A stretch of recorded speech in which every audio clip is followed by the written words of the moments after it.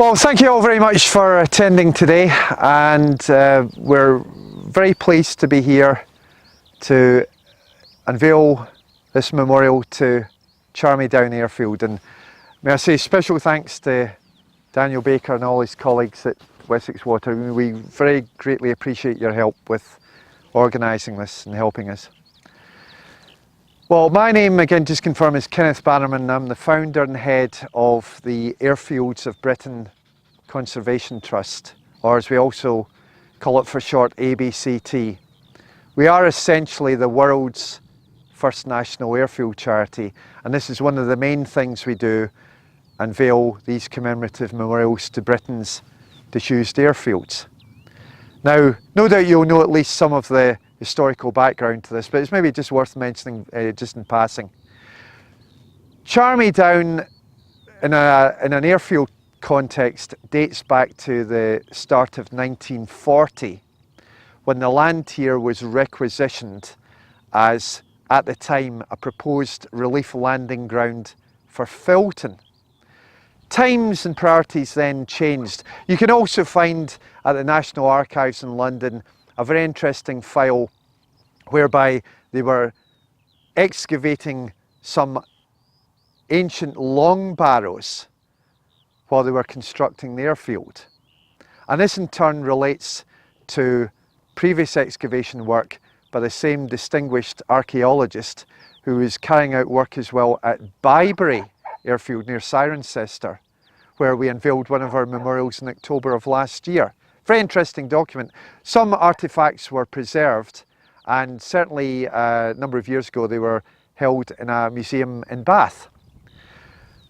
So construction work carried on during 1940. Now, as is well known, Charmy Down has very strong connections with Killearn, where we'll be unveiling a similar memorial this afternoon.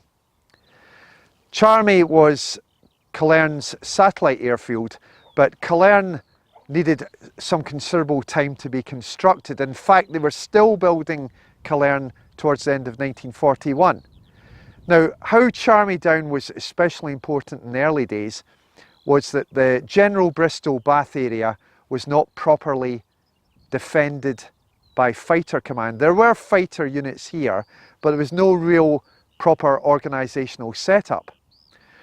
So Killearn took time to evolve, just purely in a fighter sense, but because Charmy Down had hard runways and was also at the time more suitable for night flying, this is why initially number 87 Squadron was redeployed from Killearn to Charmy Down, and the flying here started in November 1940. Number 87 Squadron, for example, tended to alternate between here and Killearn. Various other fighter squadrons came along here as well. It played a major part in the defence of Bath. This is the first properly organised defence of this area by fighter command. So this is a really important place.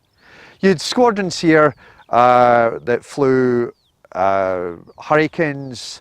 There was a Westland Whirlwind Squadron that formed here in September 1941. One of the Turbine Light Havoc airborne searchlight units was based here as well, mid-war. First big turning point for Charmy Down came in the early part of 1943, when it switched roles to become a training airfield. So the Fighter Leader School of number 52 Operational Training Unit, which was headquartered at the time at Aston Down, it was based here in the first half of 1943. And then after a bit of a delay, the Americans came here in the early part of 1944, and it became number 3 Tactical Air Depot. So bearing in mind this upcoming 75th anniversary of D-Day, Charmy Down also played a very important part at that time as well, albeit more in the background in terms of supply and support.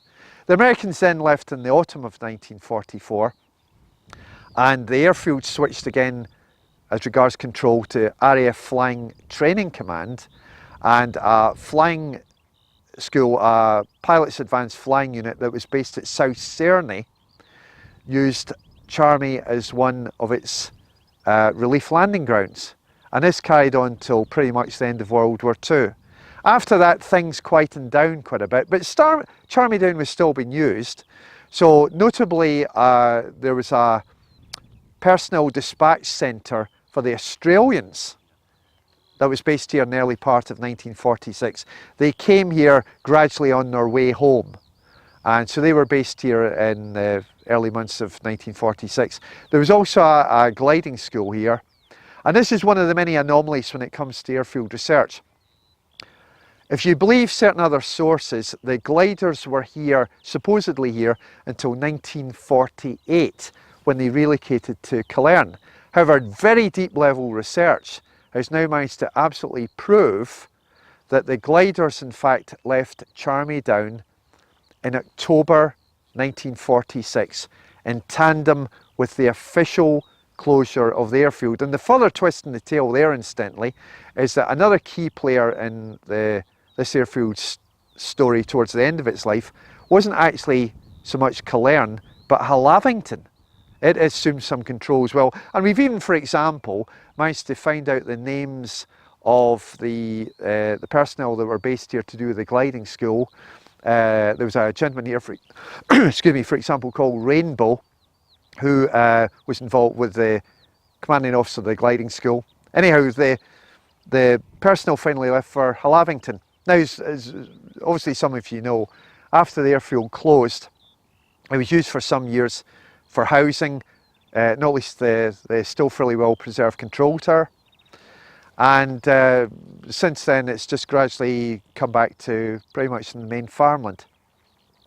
Now, all we just otherwise say to people is that just please do all you possibly can to help our airfields and all those associated with them. Because we just, excuse me, we just can't afford to lose these places. So within reason, just do all you can to help support them. And therefore again, thank you very much for coming. And we're now delighted to say we can unveil our latest memorial to another of our irreplaceable assets, the one and only Charmy Down Airfield. Thank you all very much.